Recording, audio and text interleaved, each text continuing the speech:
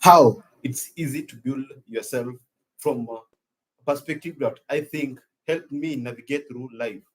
It all calls for you changing your environment and crafting yourself in a way that you will even ignite hope in people's life through you having dissipative structures.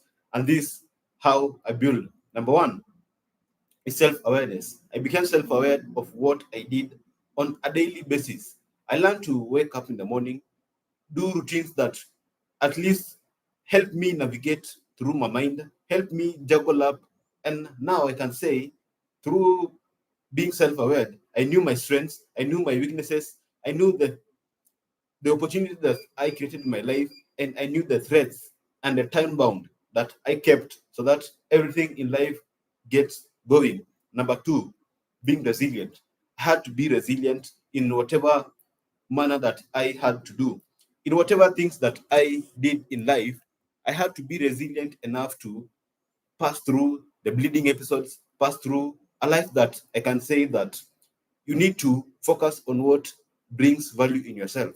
If you won't focus, you won't get the resilience to go through it.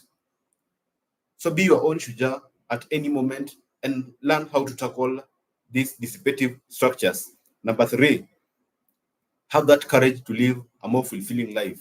You have to have courage so that you unlock that self infinite possibility. I unlocked my self infinite possibility because I had the courage to see my vision. I had the courage to at least tackle the goals that I had in myself, the goals that I wrote, so that I can even ignite hope in people's life. What are you doing in your community so that you can ignite hope in others' life? For a minute, reach out to the voices of Shujaa, where now I reach out to the patients, hear their stories, so that they learn more about how the dissipative structures, how they get diagnosed, and learn more on how to HemoShujaa. You'll be able to like, share, and subscribe so that we reach out to that unknown blood disorder patient. Let's move to dissipative number three. Is the determinants to have a more fulfilling life. You have to be determined in whatever that you do as a Shujaa. You have to have that courage. You have to have that determination. You have to have that for sure of or to foresee your future or in the coming days in your life. You have to plan it on a daily basis. If you won't plan it, where are you going in this community? If you won't ignite hope in people's life, what are you doing? Let's all unite together. Let's all be that Shujaa that we want to be or we want to see in other people. Number four is just having that plan to tackle your daily basis. You have to have a plan in whatever that you do. You have to create an environment that will even ignite hope in people's life. And it just calls for you knowing what you want. Number five, you have to advocate for your needs. That's a major part of my life. As a patient living with hemophilia, I learned to advocate my needs.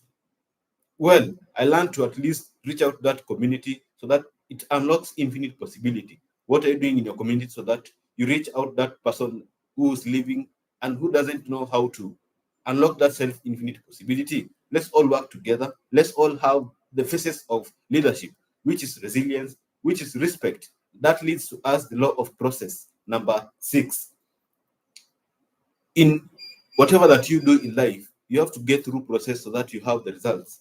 If you're not able to go through a process, how will you have the results? So work on yourself, work on whatever that you want to see after something you do or after some moment that you give in.